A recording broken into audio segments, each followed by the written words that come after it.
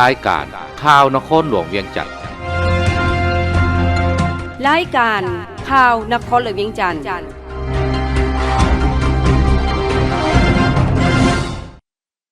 สบายดีท่านผู้ฟังที่เคารพที่นี่สถานีวิทยุกระจายเสียงนครหลวงเวียงจันทน์รายการข่าวนครหลวงเวียงจันทน์ประจำวันพุธวันที่21พฤษภาคม2025มีข่าวที่สำคัญต่างๆมานำเสนอต่อบรรดาท่านต่อไปเส้นทางรับฟังรายละเอียดห้องเจ้าของต้อนรับผู้ต่างหน้าองค์การสหประชาชาติเพื่อการพัฒนาวันที่20พฤษภาคม2025อยู่ห้องว่าการปกครองนครหลวงเวียงจันทน์ท่านผู้วงคำสาวห้องเจ้าของนครหลวงเวียงจันทน์ต้อนรับการเข้าพบปะของทนางมาร์ตินเทเรอร์ผู้ต่างหน้าองค์การสหประชาชาติเพื่อการพัฒนาประจำลาวพร้อมคณะเพื่อปรึกษาหารือและแลกเปลี่ยนบางปัญหาที่สำคัญในการพัฒนาตัวเมืองนครหลวงเวียงจันทน์โอกาสนี้ท่านห้องเจ้าของนครหลวงเวียงจันทน์ก็ได้แสดงความยินดีต้อนรับท่านผู้ต่างหน้าองค์การสหประชาชาติเพื่อการพัฒนาประจำลาวพร้อมคณะซึ่งเป็นโอกาสที่สร้างเงื่อนไขอันดีให้สองฝ่ายได้พบปะปรึกษาหารือเวียกการพัฒนาตัวเมืองเวียงจันทน์เพื่อส่งเสริมการพัฒนาทรัพยากรมนุษย์พนักงานรัฐกรในของเขตเวียกการลดผ่อนความเสี่ยงต่อการเกิดภัยพิบัติการบริหารการจัดการน้ำการลดผ่อนการเปลี่ยนแปลงของสภาพอากาศการบริหารจัดการขี้เหงื่อและอื่นๆในนี้ท่านห้องเจ้าของนครหลวงเวียงจันทน์ได้รายงานให้ทราบเกี่ยวกับแผนพัฒนาตัวเมืองเวียงจันทน์เป็นต้นการป้องกันน้ำท่วมตัวเมืองจากน้ำคลองและน้ำเงิมปัจจุบันนครหลวงเวียงจันทน์กำลังคุ้นเคี่ยวก่อสร้างตะฟังเจือนเข้มคลองระยะที่2โครงการบำบัดน้ำเปื้อนจากตัวเมืองที่กำลังจะตั้งปฏิบัติสร้างตั้งโรงงานพร้อมนี้ท่านยังได้เสนอขอการช่วยเหลือจากองค์การสหประชาชาติเพื่อการพัฒนาเป็นต้นอุปกรณ์รับใช้เวียกการดังกล่าวและเครื่องติดตั้งเตือนภัยพิบัติที่นครหลวงเวียงจันทน์ยังบ่ทันมีเพื่อมาติดตั้งป้องกันเกิดภัยพิบัติล่วงหน้ารับประกันให้การสูญเสียชีวิตและทรัพย์สินของประชาชนในเวลาเกิดภัยพิบัติต่างๆโดยเฉพาะภัยพิบัติน้ำท่วมและอื่นๆท่านนางมาร์ตินเทเรอร์ได้แสดงความขอบใจมายังทานห้องเจ้าของนครหลวงเวียงจันทน์พร้อมคณะที่ได้ให้การต้อนรับอย่างอบอุ่นพร้อมทางได้รับฟังการรายงานสภาพเวียกการดังกล่าวอยู่นครหลวงเวียงจันทน์และจะนำเอาการปรึกษาหารือและคำเสนอจากนครหลวงเวียงจันทน์ข้างนี้ไปปรึกษาหารือต่อคณะรวมยอดผลิตภัณฑ์ภายในเมืองสังทองบรรลุ 2,100 กว่าตะกีบกองประชุมใหญ่ครั้งที่6องค์คณะภาคเมืองสังทองนครหลวงเวียงจันทน์จัดขึ้นวันที่21พฤษภาคม2025อยู่ห้องว่าการปกครองเมืองดังกล่าวโดยเป็นประธานคงสหายคำสวยอุนดาลารักษาการเลขาภาคเมืองมีสหายปริญญาเอกทรงเล่ายงนูห้องเลขาคณะภาคนครหลวงเวียงจันทน์สหายศิริราชทงศิลป์ทองเพ็งห้องเจ้าของนครหลวงเวียงจันทน์สหายสังวรพิมพ์สอนรักษาการเจ้าเมืองสังทองพร้อมด้วยคณะภาคเมืองประธานกวดกาภาครัฐนครหลวงเวียงจันทน์คณะจัดตั้งนครหลวงเวียงจันทน์ผู้แทนสมบุญและแขกถึกเชิญเข้าร่วมสหายคำสวยอุนดาลาได้ติราคาผลการจัดตั้งปฏิบัติมติกองประชุมใหญ่ครั้งที่5ขององค์คณะภาคเมืองสังทองปี2020-2024ว่าระยะ5ปีผ่านมาคณะบริหารงานภาคทุกขั้นทั่วเมืองสังทองได้จัดตั้งปฏิบัติทิศหันเปลี่ยนใหม่ของภาคอย่างตั้งหน้าสุ่มใส่ค้นครัวสร้างแผนดำเนินงาน5ปีของคณะบริหารงานภาคเมืองและองค์การปกครองทุกขั้นการนำใช้กฎระเบียบของภาคประชาชนปฏิบัติลาวสมัยที่11การจัดตั้งเสริมซึมพันขยายมติของภาคไปลวงเดียวกันกับการศึกษาอบรมการเมืองแนวคิดการก่อสร้างหน่วยภาคปลอดใสเข้มแข็งนักแน่นกระบวนการแข่งขันหักชาติและพัฒนาหันเข้าสู่เรื่องเลิกของการจะตั้งปฏิบัติตัวจริงในทุกโครงเขตเวียกการแขนงการและหากฐานบ้านอย่างเป็นระบบ ถือเอาการจะตั้งเผยแพร่เสริมซึมมติกองประชุมใหญ่ครั้งที่11ของพรรคติดพันกรรมติกองประชุมใหญ่ครั้งที่7ขององค์คณะพรรคนครหลวงเวียงจันทน์แผนพัฒนาเศรษฐกิจสังคม5ปีครั้งที่9ของนครหลวงเวียงจันทน์มติกองประชุมใหญ่ครั้งที่5ของตนและมติคำสั่งนิติกรรมต่างๆของศูนย์กลางภาคสภาแห่งชาติรัฐบาลกระทรวงและนครหลวงเวียงจันทน์ติดพันสอดห้อยและเสื่อมสารกับแผนดำเนินงานของตนที่วางออกแต่ละระยะด้วยหลายรูปการให้คณะภาคสมาชิกภาครัฐกรทหารตำรวจและประชาชนบรรดาเผ่าเป็นปกติต่อเนื่องโดยมีคณะประจำภาคคณะภาคเมืองเป็นผู้นำพาบรรษาติดตามกวดกาและสุขยุอย่างใกล้ชิดติดพันกับการจัดตั้งปฏิบัติ2วาระแห่งชาติการก่อสร้างหากทางการเมืองพัฒนาชนบทแก้ไขความทุกข์ยากเวียกการสร้างขบวนการแข่งขันทักษาและพัฒนาอย่างแข็งแรงลึกซึ้งและเป็นขบวนที่ฟดฟื้นเนื่องจากหลายปัจจัยผลกระทบจากการระบาดของพยาธิโควิด -19 ความยุ่งยากด้านเศรษฐกิจการเงินตาค่าครองชีพปัญหาเงินอ่อนค่าเครื่องอุปโภคบริโภคราคาเพิ่มขึ้นเฮ็ดให้การจัดตั้งปฏิบัติแผนพัฒนาเศรษฐกิจสังคมครั้งที่5มีบางด้านบ่บรรลุตามแผนที่วางไว้แต่ด้วยความเอาใจใส่สู่ชนขององค์คณะภาคองค์การปกครองเมืองการมีส่วนร่วมของหลายภาคส่วนตามกลไกเศรษฐกิจตลาดที่มีการคุ้มครองของรัฐติดพันกับการจัดตั้งปฏิบัติวาระแห่งชาติสามารถยกระดับชีวิตการเป็นอยู่ของประชาชนดีขึ้นและแก้ไขความทุกข์ยากได้โดยพื้นฐานประคับประคองเศรษฐกิจอยู่ในสภาพมั่นเที่ยงรวมยอดผลิตภัณฑ์ภายในปี2024ขยายตัวระดับ 5.17 ส่วนห้อยมูลค่ารวมยอดผลิตภัณฑ์ภายในบรรลุ 2,178 ตื้อกีบลื่นแผนการ34ส่วนห้อยเฉลี่ยใส่หัวคน 63.43 ล้านกีบลื่นแผน40ส่วนห้อยเท่ากับ 2,883 ดอลลาร์สหรัฐต่อคนต่อปีปฏิบัติได้ 56.17 ส่วนห้อยบ่บรรลุแผนการเนื่องจากภัยเงินเฟ้อในนี้คะแนนกสิกรรมกวม 37.2 ส่วนห้อยคะแนนอุตสาหกรรมกวม 49.57 ส่วนห้อยคะแนนการบริการกวม 13.27 ส่วนห้อยพร้อมนี้ยังได้สุขยู่ส่งเสริมพัฒนากสิกรรมและคุ้มครองป่าไม้ติดพันกับการแก้ไขความทุกข์ยากของประชาชนโดยถือเอาการผลิตกสิกรรมเป็นสินค้าที่เป็นท่าแห่งทั่วเมืองสำหรับแผนการ5ปีต่อหน้า 2025-2029 จะหาประกันให้เมืองสังทองมีเสถียรภาพด้านการเมืองหาประกันความสงบและความเป็นระเบียบเรียบร้อยในสังคมระบบการจะตั้งภาครัฐมีความปลอดใสเข้มแข็งหนักแน่น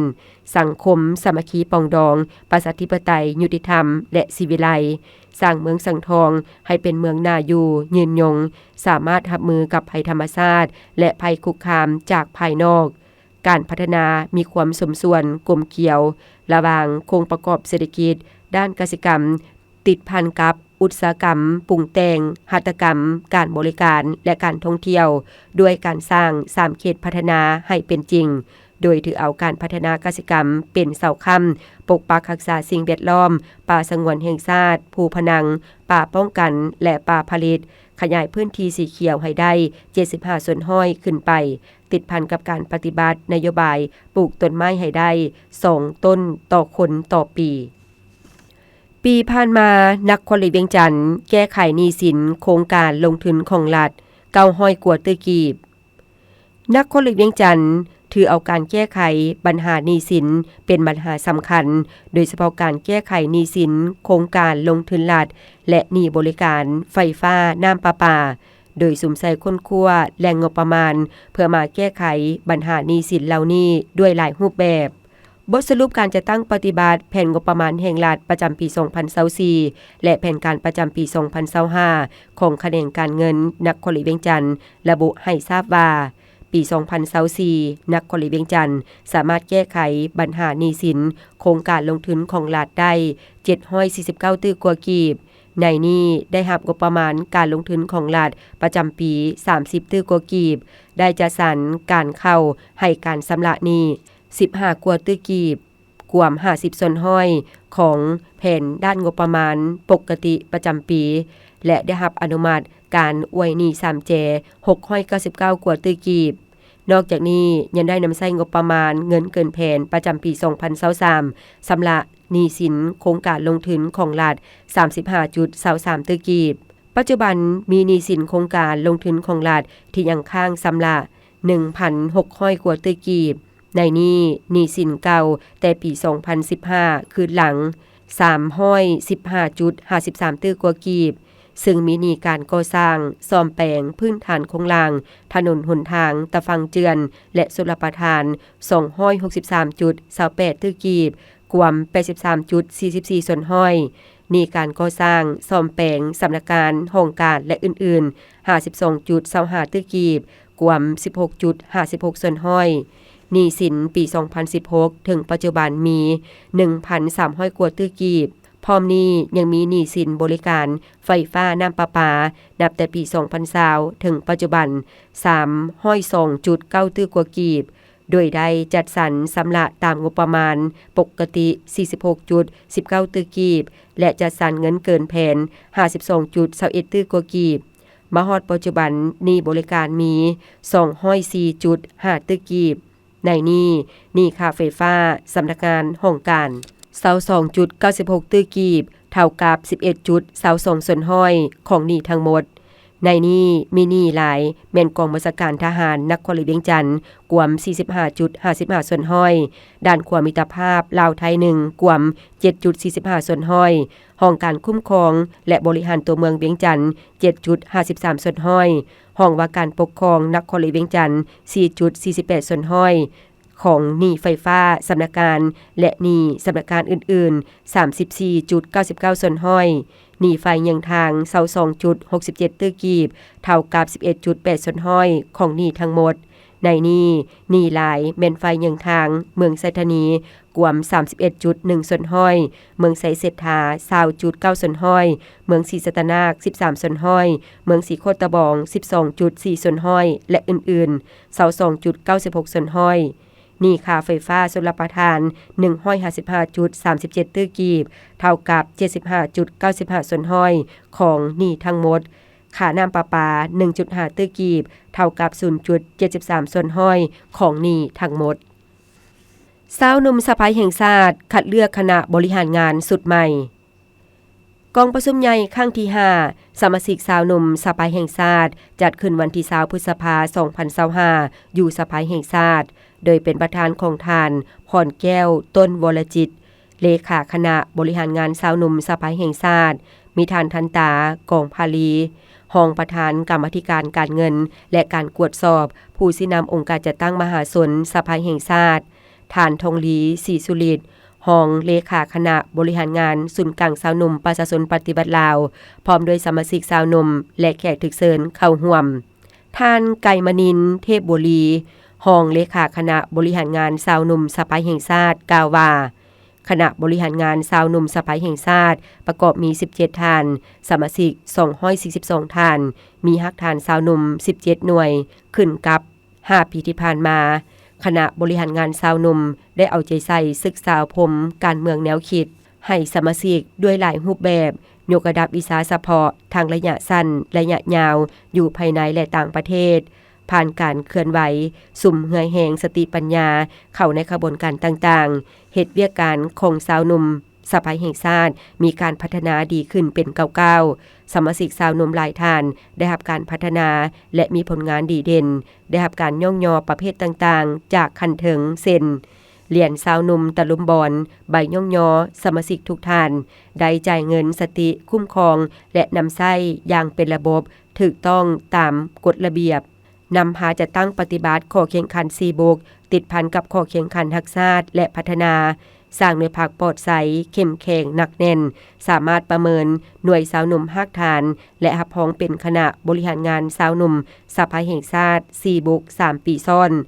2021 2022 2023นอกนี้ยังได้นำพาหน่วยสาวหนุ่มสมาชิกสาวหนุ่มสร้างขบวนการต่างๆติดพันกับวิชาเฉพาะอย่างก้องควงและมีผลสำเร็จเช่นสุขอยู่ให้สมาชิกเข้าร่วมกระบวนการต่างๆที่การจัดตั้งสะใภ้แห่งชาติจัดขึ้นเป็นต้นการเสื่อมซึมเอกสารสำคัญของภาค หับใช้กองประชุมสมัยสามัญและวิสามัญของสภาแห่งชาติบริจาคเลือดช่วยเหลือสังคมทัศนศึกษาติดตามกวดกาก่อสร้างสมาชิกและเสนอคณะพรรคสภาแห่งชาติเพื่อยั่งยืนสมาชิกสาวหนุ่มมีผลงานดีเด่นมีความเห่าหันต่อการปฏิบัติหน้าที่เข้าเป็นสมาชิกพรรคประชาชนปฏิบัติลาวสุขอยู่สมาชิกสาวหนุ่มปฏิบัติเบี้ยการวิสาเฉพาะเพื่อเป็นเสนาธิการหลักในการค้นคว้าห่างเนื้อในเก็บกรรมสั่งรวมข้อมูลให้คณะประจำสภาแห่งชาติกรรมาธิการคณะเลขาธิการสภาแห่งชาติกงจักที่คณะประจำสภาแห่งชาติในการปฏิบัติภาระบทบาทนิติบัญญัติตกลงปัญหาสำคัญพื้นฐานของประเทศติดตามกวดกาการปฏิบัติรัฐธรรมนูญและกฎหมายให้มีประสิทธิผลสูงโอกาสนี้ยังได้มอบทุงใส่นำหน้าของคณะบริหารงานศูนย์กลางสาวหนุ่มประชาชนปฏิบัติลาวมอบเหรียญกาสาวหนุ่มตะลุมบอนและใบย่องยอให้คณะบริหารงานสาวหนุ่มสภาแห่งชาติจากนั้นก็ได้ป้อนบัตรคัดเลือกเอาคณะบริหารงานสุดใหม่โดยมีผู้สมัคร18ท่านเลือกเอา15ท่านในนี้ได้เลือกเอาท่านสมบุญโคตรไซเป็นเลขาท่านสมจิตผมถาวงศ์เป็นห้องเลขาทั้งเป็นประธานกวดกาท่านจันไลวันพรหมไสเป็นห้องเลขาท่านสมจันทร์ไสมงย่างเป็นห้องประธานกวดกาพร้อมทางรับฟังการโอ้ลมจากประธานกองประชุมเติมอีกหาลือการจะตั้งปฏิบัตินิติกรรมที่ติดพันกับเบี้ยการคุ้มครองป่าสงวนกองประชุมปรึกษาหาลือร่วมกับบรรดากองคุ้มครองป่าสงวนอุทยานคู่ร่วมงานเกี่ยวกับการจะตั้งปฏิบัตินิติกรรมที่ติดพันกับเบี้ยการคุ้มครองป่าสงวนจัดขึ้นวันที่19พฤษภาคม2025ที่ผ่านมา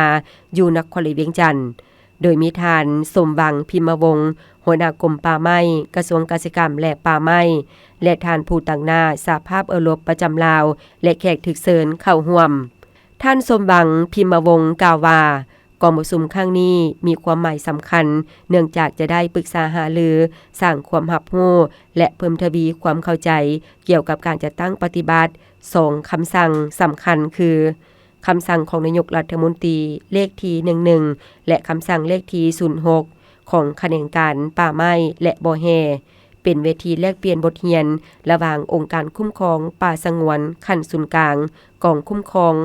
ป่าสงวนแห่งชาติและคู่ร่วมงานจากองค์การที่บ่สังกัดรัฐบาลเพื่อการร่วมมือที่แน่นแฟ้นในอนาคตนอกนี้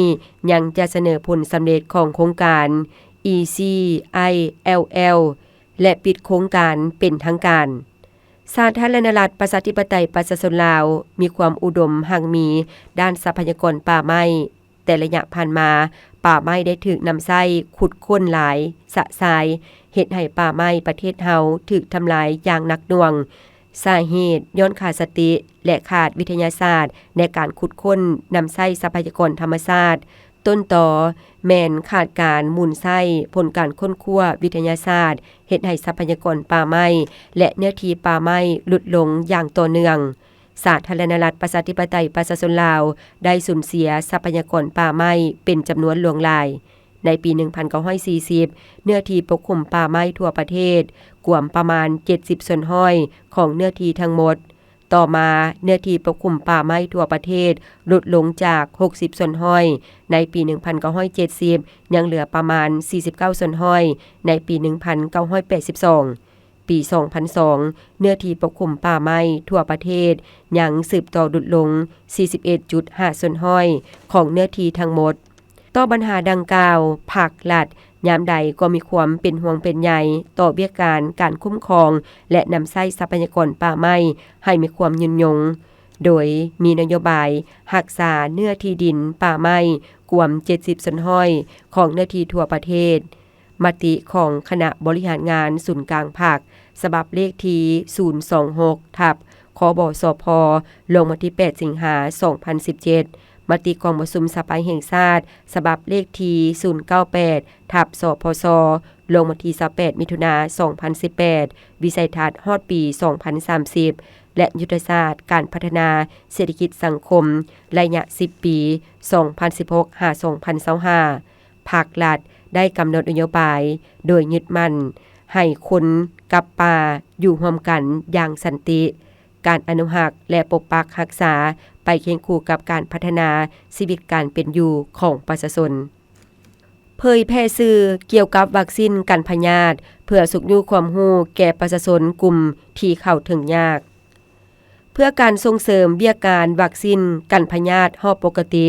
กระทรวงสาธารณสุขที่ได้เริ่มนำใช้สื่อการให้ความรู้เกี่ยวกับวัคซีนกันพยาธิที่ดัดปรับมาจากปึ้มติดตามสุขภาพแม่และเด็กหรือปึ้มหัวสีบัวเพื่อสุขอยู่ให้ประชาชนให้พาลูกหลานมารับบริการวัคซีนกันพยาธิรอบปกติซึ่งการผลิตสื่อดังกล่าวแม้นได้รับการสนับสนุนจากองค์การอนามัยโลกองค์การยูนิเซฟรัฐบาลออสเตรเลียและองค์การกาวีพันธมิตรวัคซีนสื่อเหล่านี้แม้นได้ออกแบบมาเพื่อช่วยประชาชนที่บ่ฮู้หนังสือและบรรดาชนเผ่าต่างๆโดยเฉพาะซึ่งได้เริ่มนำใช้เป็นทางการหลังสัปดาห์สักวัคซีนกันพยาธิสากลและเป็นการเน้นย้ำคำมั่นสัญญาของประเทศชาติในการปกป้องพลเมืองของตนจากพยาธิที่ป้องกันได้ด้วยวัคซีนท่านดร.นางเวียงขันธ์พิไสรองหัวหน้ากรมอนามัยและส่งเสริมสุขภาพกระทรวงสาธารณสุขกล่าวว่าบุคลากรทางการแพทย์จะประเสริญกับความท้าทายในการอธิบายเนื้อในวิทยาศาสตร์และความปลอดภัยของวัคซีนโดยเฉพาะสื่อสารกับผู้ที่บ่ฮู้หนังสือหรือมีอุปสรรคด้านภาษาสื่อใหม่นี้จะให้ข้อมูลที่ชัดเจนมีภาพประกอบและมีข้อความเข้าใจง่ายที่เกี่ยวพันกับปึ้มติดตามสุขภาพแม่และเด็กซึ่งเป็นปึ้มหรือหนังสือที่ประชาชนมีความคุ้นเคยและไว้วางใจซึ่งสื่อเหล่านี้จะช่วยพนักงานแพทย์และองค์การปกครองบ้านในการส่งเสริมวิทยาการป้องกันสุขภาพได้เป็นอย่างดีในต่อหน้าซึ่งการพัฒนาสื่อเหล่านี้แม้นเกิดจากการค้นคว้าในระยะจัดตั้งปฏิบัติขบวนการให้วัคซีนกันพยาธิแบบตะลุมบอนในระยะก่อนหน้านี้ซึ่งได้แสดงให้เห็นถึงความจำเป็นต้องมีเครื่องมือที่เป็นคู่มือประจำซึ่งเป็นเครื่องมือสำคัญสำหรับพนักงานแพทย์และนายบ้านผู้นำชุมชนในการให้ความรู้แก่ประชาชนโดยเฉพาะเวลาลงเคลื่อนไหวโฆษณาสุขศึกษาตามบ้านเป็นปกติในขบวนการปลุกระดมโฆษณาทั่วประเทศและการโต้ตอบต่อการแพร่ระบาดของพยาธิเป็นต้นสื่อที่ได้ผลิตขึ้นใหม่ประกอบมีสุดวิดีโอภาพการ์ตูนเคลื่อนไหวซึ่งมีหลายภาษาออกแบบโดยเฉพาะสำหรับการเปิดในโทรศัพท์มือถือโดยพนักงานแพทย์ในขณะลงเคลื่อนไหวในชุมชนแผ่นภาพที่มีข้อมูลเกี่ยวกับวัคซีนทั้งเป็นพิมพ์และดิจิตอลสื่อดังกล่าวแม่นออกแบบเฉพาะเพื่อนำใช้ในชุมชนแต่จะมีการเผยแพร่อยู่ในหน้า Facebook ของศูนย์สถิติและข่าวสารสาธารณสุขของกระทรวงสาธารณสุขและช่อง YouTube ของโครงการให้วัคซีนกันพยาธิแห่งชาติเพื่อให้สะดวกแก่พนักงานแพทย์และผู้อื่นในการซอกหาการผลิตสื่อเหล่านี้แม้ได้นำพาโดยองค์การให้วัคซีนกันพยาธิแห่งชาติและศูนย์สถิติและข่าวสารสาธารณสุขกระทรวงสาธารณสุขซึ่งได้อิงใส่ปึ้มการติดตามแม่และเด็กที่เป็นที่ฮู้จักเชื่อถือได้และมีในทุกครอบครัวในสาธารณรัฐประชาธิปไตยประชาชนลาวบรรดาสื่อที่ได้ผลิตประกอบมีสุดวิดีโอภาพการ์ตูนเคลื่อนไหวและแผ่นภาพหัวข้อประกอบมีคุณค่าของวัคซีนหลังจากลูกของค่อยได้รับวัคซีนกันพยาธิจะเกิดหยังขึ้นและความรู้ทั่วไปเกี่ยวกับ8พยาธิสำคัญที่สามารถป้องกันได้ด้วยวัคซีนเช่นพยาธิหมักแดงใหญ่หมักแดงน้อยโปลิโอคอตีบไอไก่อักเสบตับบีมะเร็งปากมดลูกและพยาธิโควิด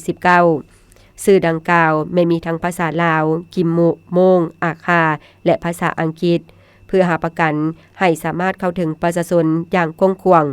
ซึ่งปัจจุบันทีมงานจากแผนกสาธารณสุขแขวงและองค์การสาธารณสุขเมืองได้แปลเป็นภาษาท้องถิ่นเพิ่มเองสำหรับการสื่อสารในภาษาชนเผ่าอื่นๆแม้นจะมอบให้พนักงานแพทย์ท้องถิ่นช่วยแปลเนื้อในของสื่อดังกล่าวตามความจำเป็น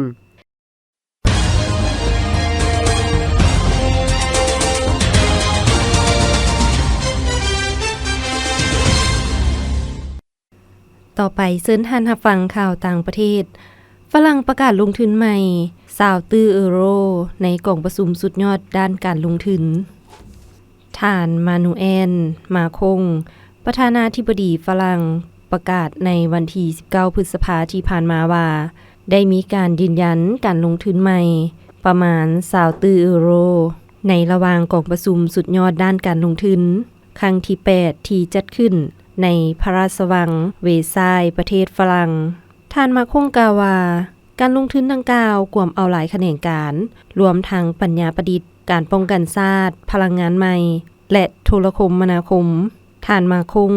ยังกล่าวตื่มว่ากองประชุมสุดยอดปารีส AI Summit ในเดือนกุมภาพันธ์ที่ผ่านมา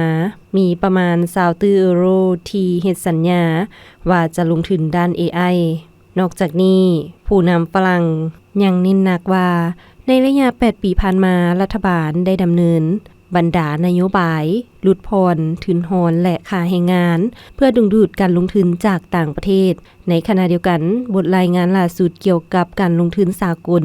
ในประเทศฝรั่งปี 2025 ของบริษัท EY ซึ่งเป็นบริษัทตรวจสอบบัญชีใหญ่ที่สุดของโลกแสดงให้เห็นว่าฝรั่งยังเป็นจุดหมายปลายทางการลงทุนอันดับที่1ของยุโรปสำหรับการลงทุนจากต่างประเทศเป็นเวลา6ปีติดต่อกันเดือนเมษายนเศรษฐกิจจีนเติบโตอย่างมั่นเที่ยงองค์การสถิติแห่งชาติจีนเปิดเผยตัวเลขข้อมูลในวันที่19พฤษภาคมที่ผ่านมาว่าในเดือนเมษายนมูลค่าของวิสาหกิจอุตสาหกรรมที่มีรายรับ20ล้านหยวนขึ้นไปของทั่วประเทศได้เพิ่มขึ้น 6.1 ส่วนห้อยเมื่อเทียบใส่ระยะเดียวกันของปีผ่านมาตัวเลขดัชนีด้านการผลิตของแขนงการบริการทั่วประเทศจีนเพิ่มขึ้น6ส่วนห้อยยอดมูลค่าขายย่อยเครื่องบริโภคทางสังคมได้เพิ่มขึ้น 5.1 ส่วนห้อยเมื่อเทียบใส่ระยะเดียวกันของปีผ่านมานับแต่เดือนมังกรหาเดือนเมษายนปีนี้การลงทุนด้านทรัพย์สินคงที่ของทั่วประเทศซึ่งบ่รวมครอบครัวชาวเกษตรกรได้เพิ่มขึ้น4ส่วนห้อยเมื่อเทียบใส่ระยะเดียวกันของปีผ่านมายอดมูลค่าการขายย่อยเครื่องบริโภคทางสังคม 16,000 กว่าตื้อหยวนเพิ่มขึ้น 4.7 ส่วนห้อยเมื่อเทียบใส่ระยะเดียวกันของปีกายยอดมูลค่าสินค้าขาออกขาเข้าได้เพิ่มขึ้น 2.4 ส่วนห้อยพยากรณ์อากาศประจำวันที่21พฤษภาคม 2025ความกดดันต่ำของอากาศร้อนยังสืบต่อปกคลุมอยู่ทั่วทุกภาคของประเทศลาวด้วยกำลังอ่อนหาปานกลางสมทบกับกระแสลมตะวันตกเฉียงใต้พัดปกคลุมซึ่งจะเฮ็ดให้อากาศยังร้อนในตอนบ่ายและจะมีฝนตกฟ้าห้องฟ้าเหลื่อมในระดับคอยหาปานกลางและตกหนักอยู่บางท้องถิ่นพร้อมมีลมพัดแรงเป็นบางโอกาสอยู่ในแต่ละภาคพยากรณ์อากาศแต่ 7 โมงของวันที่21หา 7 โมงของวันที่22พฤษภาคม 2025ภาคเหนือด้านตะวันออกมีเฟื่อปกคลุมเป็นส่วนหลายและจะมีฝนตกฟ้าห้องฟ้าเหลื่อมในระดับคอยหาปานกลางพอมีลมพัดแรงอยู่บางท้องถิ่นหรือเนื้อที่ปกคลุมของฝนเท่ากับ40ส่วนห้อยของภาคอุณหภูมิระหว่าง19หา32องศาภาคเหนือด้านตะวันตกอากาศร้อนพอมีฝนตกฟ้าห้องฟ้าเหลื่อมในระดับคอยหาปานกลางและตกหนักอยู่บางท้องถิ่นพอมีลมพัดแรงเป็นบางโอกาสหรือเนื้อที่ปกคลุมของฝนเท่ากับ60ส่วนห้อยของภาคอุณหภูมิระหว่าง22หา35องศานครหลวงเวียงจันทน์อากาศร้อนพอมีฝนตกฟ้าห้องฟ้าเหลื่อมในระดับคอยหาปานกลางอยู่บางบริเวณและมีลมพัดแรงเป็นบางโอกาสหรือเนื้อที่ปกคลุมของฝนเท่ากับ55ส่วนห้อยของภาค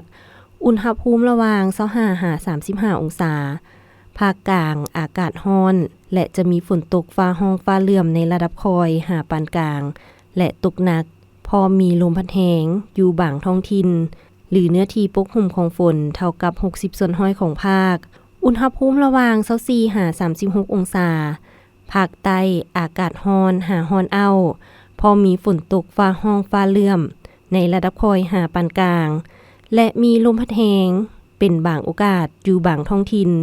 หรือเนื้อที่ปกคลุมของฝนเท่ากับ40ส่วนห้อยของภาคอุณหภูมิระหว่าง25หา37องศา ท่านผู้ฟังที่เคารพรายการข่าวนครหลวงเวียงจันทน์สำหรับภาคนี้ได้เสียงสุดลงเพียงเท่านี้เพชรสมรดงยิไลพร้อมด้วยอุเลวันแสงพระจันทร์อ่านสบายดี